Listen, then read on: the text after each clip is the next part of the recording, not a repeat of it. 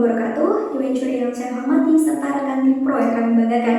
Dewan Juri, saya Anissa sebagai pembicara pertama dari tim kontra akan menyampaikan landasan argumentasi pada perdebatan kita kali ini.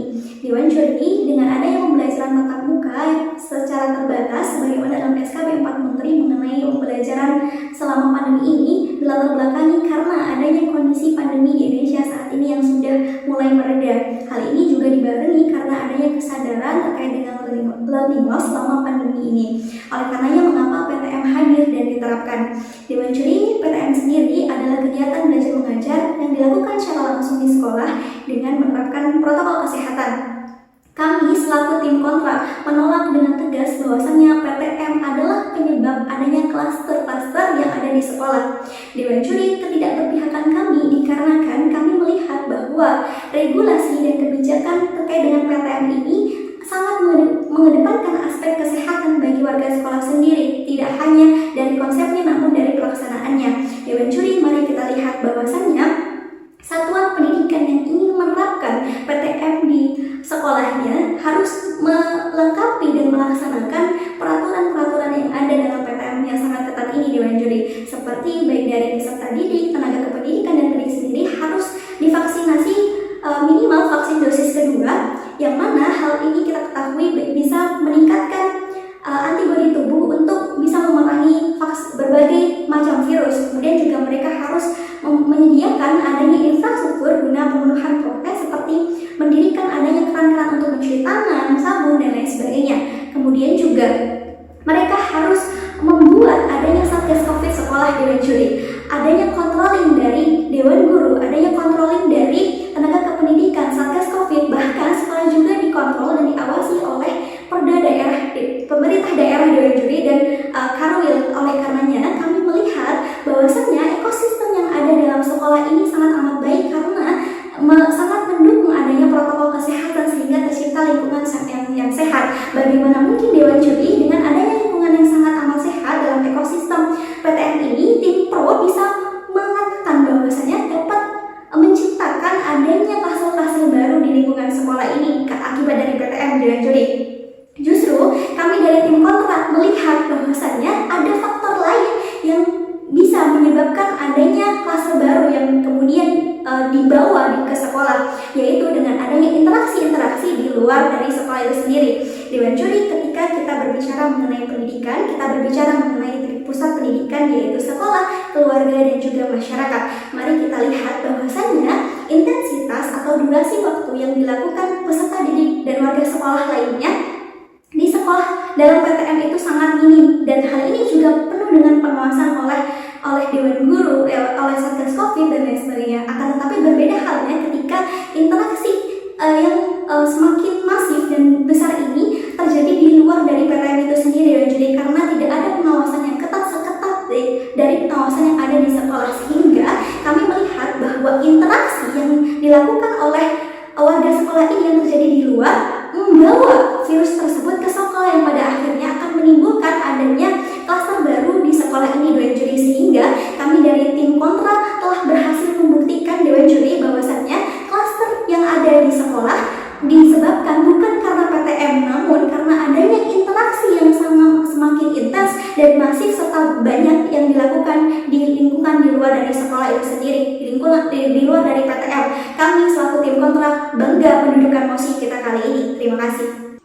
Dewan Juri yang terhormat serta rekan berpikir dari tim pro yang saya banggakan. Saya, Muhammad Fikri Halwan Fauzi, selaku pembicara kedua, menyatakan standing position kami sebagai tim kontra menolak dengan tegas mosi perdebatan kali ini, yaitu pembelajaran tatap muka yang mengakibatkan adanya klaster baru di sekolah-sekolah. Dewan Juri yang saya hormati, sebelum kami memasuki ranah argumentasi kami, izinkan saya untuk membuktikan terlebih dahulu bahwasanya pembelajaran tatap muka ini berjalan dengan aman, sehingga tidak perlu dikhawatirkan dan tidak mungkin pembelajaran tatap muka ini menjadi penyebab adanya klaster baru di sekolah-sekolah. Dewan Juri yang saya hormati, pemerintah selaku pemangku kebijakan membuat regulasi pembelajaran tatap muka melalui SKB 4 Menteri yang berisi mengenai yang pertama adalah adanya wilayah zona hijau dan zona merah, Dewan Juri yang saya hormati. Ketika satuan pendidikan itu masuk ke dalam zona wilayah zona merah, maka satuan pendidikan tidak dapat melaksanakan pembelajaran tatap muka. Kemudian ketika satuan pendidikan itu masuk ke dalam wilayah zona hijau, maka satuan pendidikan dapat melaksanakan pembelajaran tatap muka secara terbatas dengan syarat-syarat yang telah terpenuhi. Dewan juri yang saya hormati. Mengapa zona ini penting dan zona yang saya hormati? Zona adalah ruang lingkup keadaan di sekitar kita. Ini artinya apa? Ketika pembelajaran tatap muka dilaksanakan maupun tidak di wilayah zona merah, maka klaster itu akan tetap ada Dewan juri yang saya hormati. Oleh karena itu, ini membuktikan bahwasanya pembelajaran tatap muka bukan menjadi penyebab adanya klaster baru Dewan juri yang saya hormati. Kemudian yang kedua adalah terkait dengan protokol kesehatan Dewan juri yang saya hormati. Protokol kesehatan harus mampu diterapkan secara maksimal ketika satuan pendidik akan melaksanakan pembelajaran tatap muka.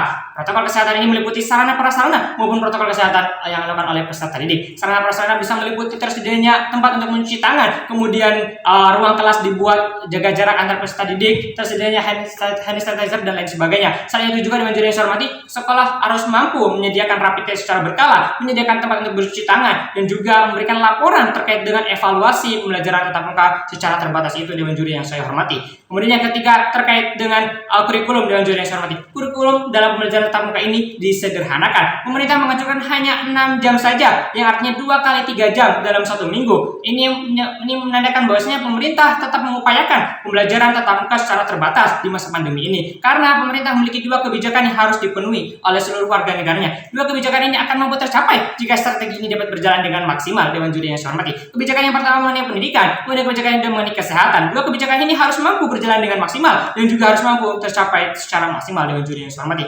Pendidikan merupakan salah satu hak yang harus didapatkan oleh peserta didik, oleh warga negara. Oleh karenanya, pendidikan ini harus terus diupayakan dengan maksimal agar nantinya para peserta didik ini terus mampu mendapatkan materi secara maksimal. Namun Dewan juri yang saya hormati, bukan hanya pendidikan saja yang harus dipenuhi, tetapi kesehatan juga harus dilindungi Dewan juri yang saya hormati. Oleh karenanya, strategi yang sudah saya sampaikan tadi, regulasi pembelajaran tatap muka yang sudah saya jelaskan tadi, ini akan mampu mencapai 2 tujuan kebijakan tersebut, yaitu kebijakan terkait dengan kesehatan dan juga kebijakan terkait dengan pendidikan. Dewan juri yang saya hormati, Kementerian Kemendikbud dan Ristek telah menyatakan bahwasanya sebanyak 97,2% di mana pembelajaran tatap muka berjalan dengan aman. Ketika tim pro akan mengatakan bahwasanya sebanyak 2,8% ini ada kasus terjangkit COVID-19, benar, itu ada. Akan tapi Dewan juri yang saya hormati, sebanyak 2,8% itu adalah akumulasi dari dimulainya adanya COVID-19 hingga saat ini, bukan ketika pembelajaran tatap muka itu baru dilaksanakan. Ini artinya apa? Artinya sehingga dari data ini kita bisa menyimpulkan, kita bisa membuktikan bahwasanya pembelajaran tatap muka bukan menjadi penyebab adanya klaster baru Dewan juri yang saya hormati. Akan tapi adanya hal-hal lain yang menyebabkan klaster baru itu muncul. Dewan juri yang saya hormati, intensitas yang dilaksanakan di satuan pendidikan untuk melaksanakan pembelajaran tatap muka ini sangatlah minim. Hanya 6 saja Dewan juri yang saya hormati dalam 1 minggunya. Jika dibandingkan dengan interaksi di luar, interaksi sosial antara murid dengan orang lain, itu sangat jauh lebih banyak jika dibandingkan dengan pembelajaran tatap muka yang dilaksanakan di sekolah dengan 6 jam saja Dewan juri yang saya hormati. Oleh karena akan banyak interaksi sosial yang lebih banyak ketika para peserta didik ini melaksanakan interaksi dengan orang lain. Ketika mereka melaksanakan interaksi di sekolah, tentu protokol kesehatan dilaksanakan secara maksimal. Adanya pengawasan, adanya controlling yang dilakukan oleh Dewan Guru sangatlah ketat berbanding terbalik dengan yang ada di luar sekolah Dewan juri yang saya hormati. Oleh karenanya, dengan hal ini kami meyakini Dewan juri yang saya hormati adanya interaksi lain yang menyebabkan munculnya klaster baru Dewan juri yang saya hormati.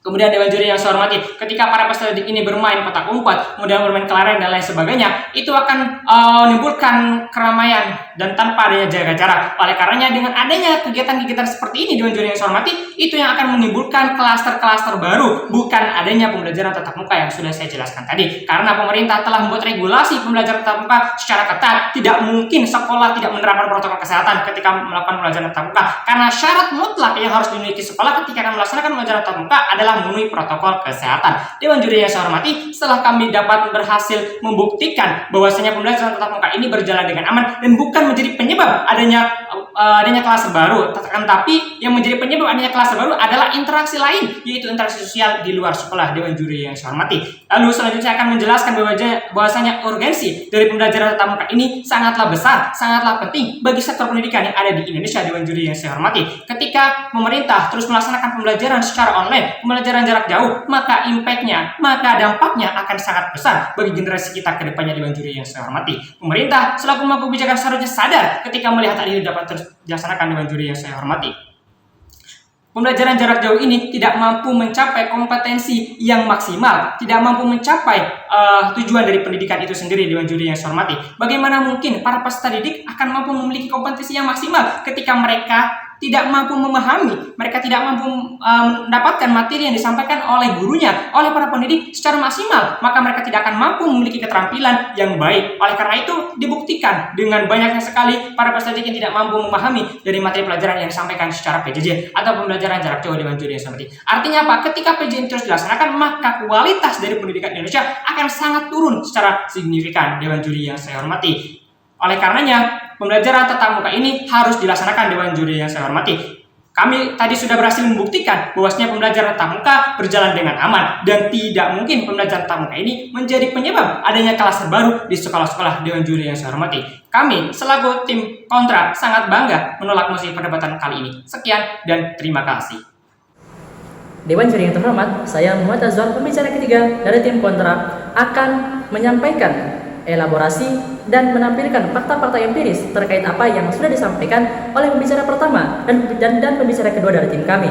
Namun sebelum melanjutkan hal tersebut, perlu kami highlight kembali mosi kita pada kali ini, yaitu pembelajaran tatap muka menyebabkan klaster baru di sekolah. Dan ada pun dari posisi kami sangat-sangat tidak setuju dengan mosi kita pada kali ini.